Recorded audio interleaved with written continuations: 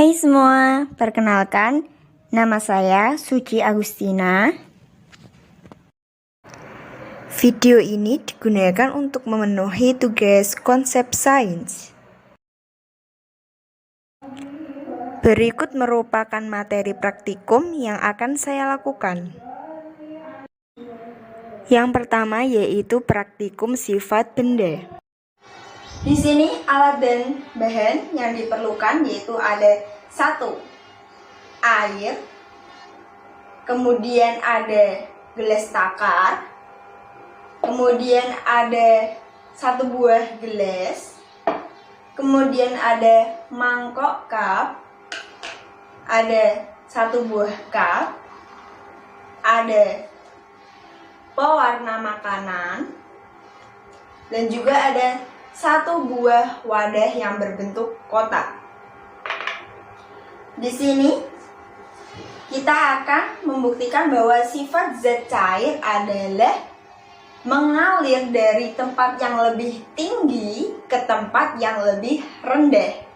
Langsung saja.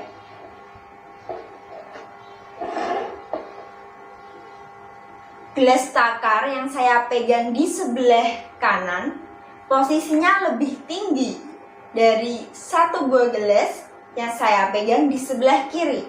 Di sini kita akan membuktikan bahwa sifat zat cair yaitu mengalir dari tempat yang lebih tinggi ke tempat yang lebih rendah.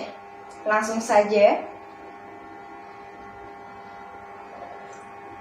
Dapat kita lihat bahwa air di sebelah kanan yang posisinya lebih tinggi mengalir ke bawah ke gelas di sebelah kiri yang posisinya lebih rendah.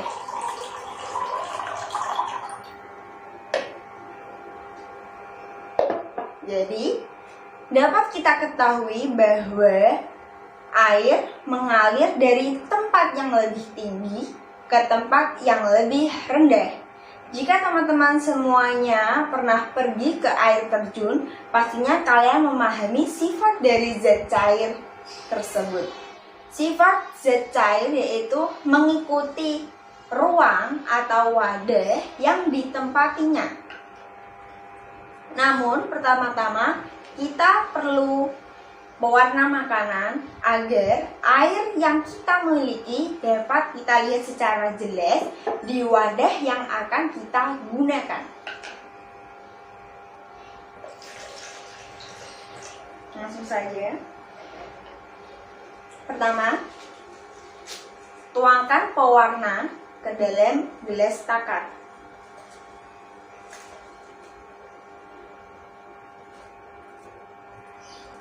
Di sini saya menggunakan pewarna berwarna hijau.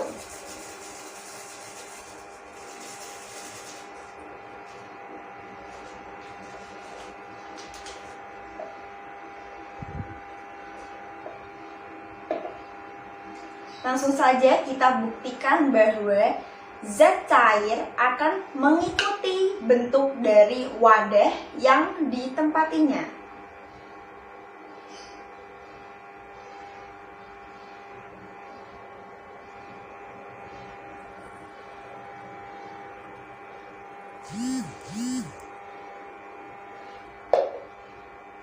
Nah, di sini air yang telah saya tuangkan bentuknya mengikuti mangkuk yang ditempatinya.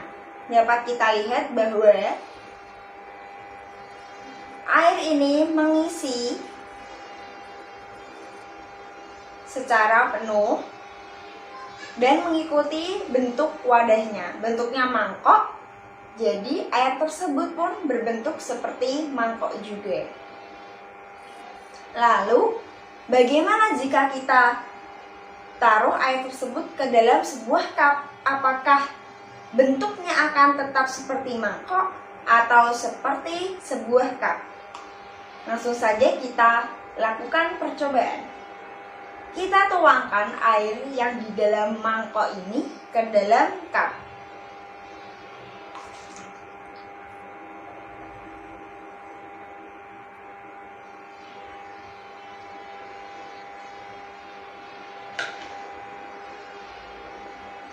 Ternyata air yang di dalam mangkok tersebut jika dituangkan ke dalam sebuah cup ini, bentuknya pun akan menyerupai cup.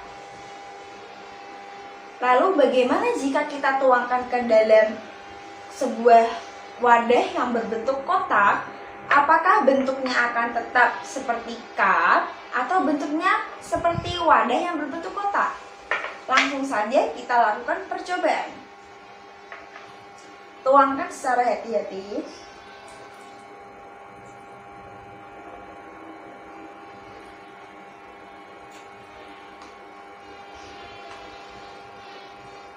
Ternyata bentuknya pun mengikuti wadah berbentuk kotak. Kemudian kita akan melakukan percobaan untuk mengetahui apakah permukaan air di dalam suatu wadah datar atau tidak. Oleh sebab itu, mari kita lakukan percobaan tersebut. Pertama, siapkanlah wadah yang memiliki takaran yang jelas atau yang terdapat takarannya. Di sini, air yang saya miliki memiliki volume 180 ml.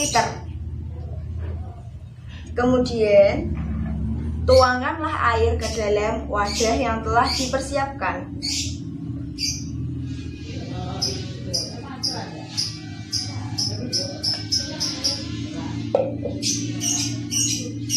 Setelah itu, amatilah permukaan dari air di dalam suatu wadah tersebut. Setelah saya amati, permukaan air di dalam wadah kotak milik saya adalah datar atau permukaannya datar, sehingga dapat kita simpulkan bahwa permukaan air di dalam wadah yang tenang adalah datar. Kemudian kita akan melakukan sebuah percobaan sehingga kita dapat mengetahui apakah volume air dalam suatu wadah jika dipindahkan ke dalam wadah yang lain, volumenya berubah atau tidak. Oleh karena itu, mari lakukan percobaan sebagai berikut. Pertama, siapkanlah wadah takar yang jelas yang terdapat tulisan takarannya, sehingga kita mengetahui berapakah volume atau takaran per mililiternya. Di sini saya memiliki air dengan volume 180 ml. Kemudian saya akan menuangkan ke dalam wadah yang lain. Di sini saya sudah menyiapkan wadah berbentuk lingkaran. Mari tuangkan secara perlahan.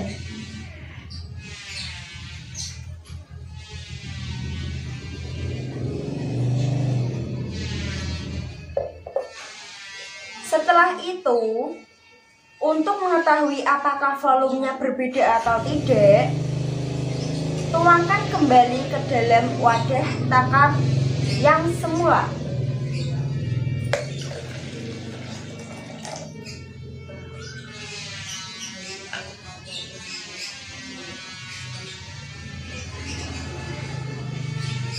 Di sini terlihat jelas bahwa volume air yang semula adalah 180 dan setelah air tersebut dipindahkan ke wadah yang lain, volumenya tetap sama, yaitu 180 ml.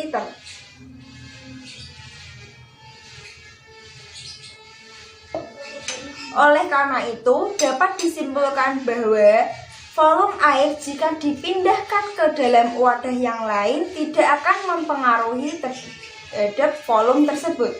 Artinya volumenya akan tetap sama walaupun dipindahkan beberapa kali ke dalam wadah yang lain.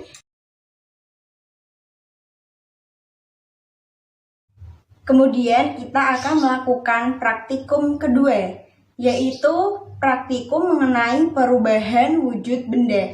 Di sini saya memilih perubahan wujud benda, menyublim dan juga mengkristal. Langsung saja kita lakukan praktikum ini.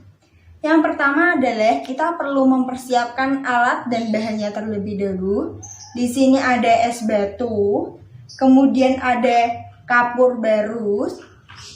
Kapur barus ini nantinya harus dihaluskan terlebih dahulu. Kebetulan di sini saya sudah menghaluskannya sebelum memulai praktikum ini.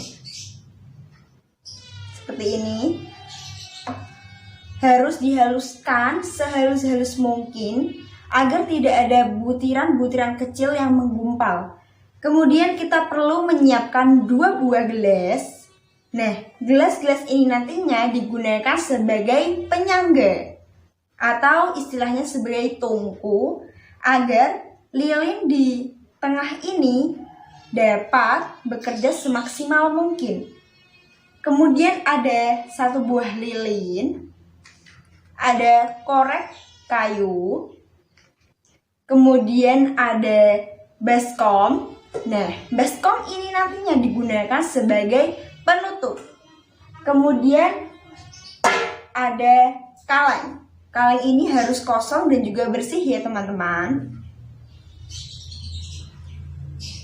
Kemudian langsung saja kita lakukan praktikumnya. Yang pertama adalah letakkan 2 buah gelas berdekatan namun tidak menempel. Letakkan 1 buah lilin di tengahnya. Kemudian kita nyalakan koreknya. Bakar lilinnya agar menyala.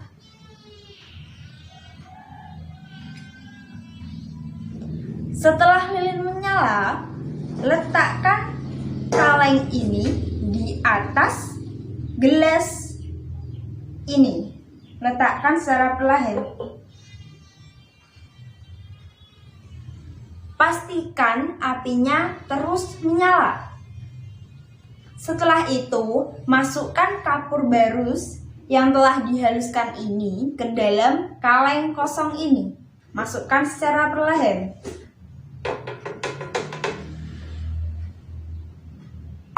Jika sudah, tutuplah kaleng tersebut menggunakan baskom aluminium.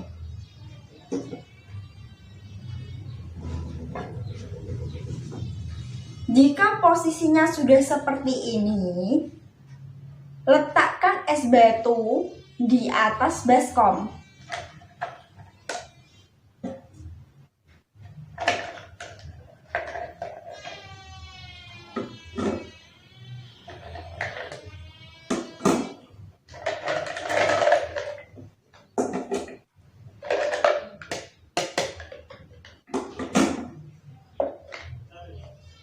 Tunggu beberapa menit sampai proses menyublim dan mengkristal terjadi secara sempurna.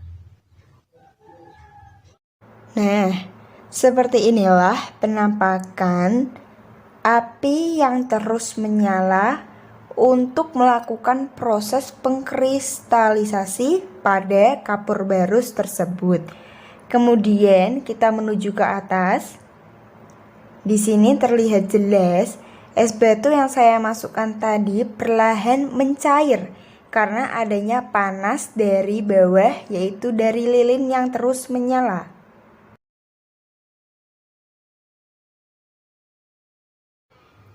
Berikut merupakan gambaran dari proses penyubliman, yaitu dari padat ke gas. Di sini terlihat jelas bahwa kapur barus tadi sudah berubah menjadi gas.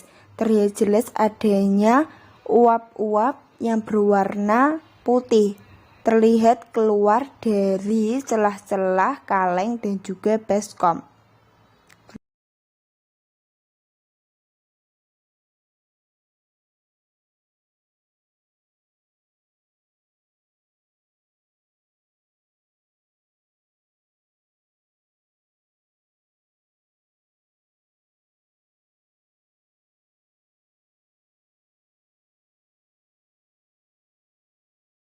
Kemudian kita buka secara perlahan baskom aluminium yang di atas kaleng tersebut. Nah, di sini terlihat jelas uap-uap mulai bermunculan atau keluar. Uapnya terlihat sangat jelas, dan juga kapur barus yang saya letakkan tadi pun tidak ada, ataupun tidak tersisa sedikit pun. Lalu kemana perginya?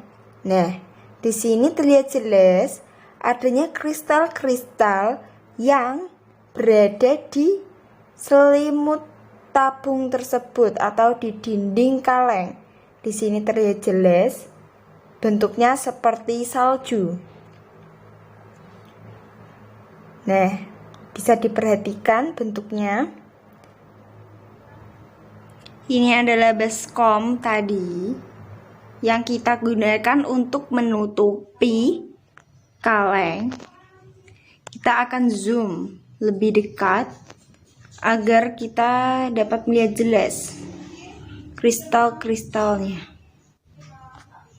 Nah, bisa kita lihat kristal-kristal ini secara lebih jelas.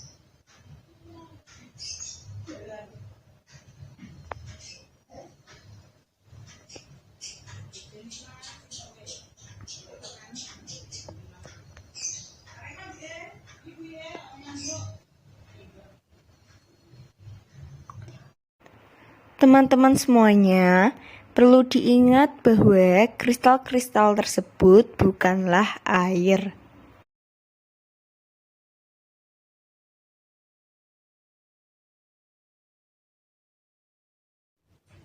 Yang ketiga, saya akan melakukan praktikum mengenai perpindahan kalor. Di sini saya memilih materi konduksi. Langsung saja kita melakukan praktikum ini. Yang pertama, kita membutuhkan mentega, kemudian ada lilin, ada 1 buah sendok, kemudian ada korek kayu.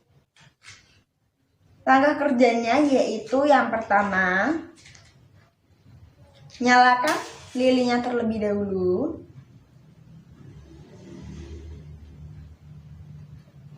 Kemudian ambillah mentega secukupnya. Jangan terlalu banyak, namun juga jangan terlalu sedikit. Kemudian kita letakkan mentega di atas lilin. Kita panaskan mentega dan lihat apakah yang akan terjadi jika menteganya dipanaskan. Nah, dari sini kita dapat melihat bahwa mentega yang merupakan zat padat akan mencair jika dipanaskan secara terus-menerus. Bahkan di sini sampai agak mendidih.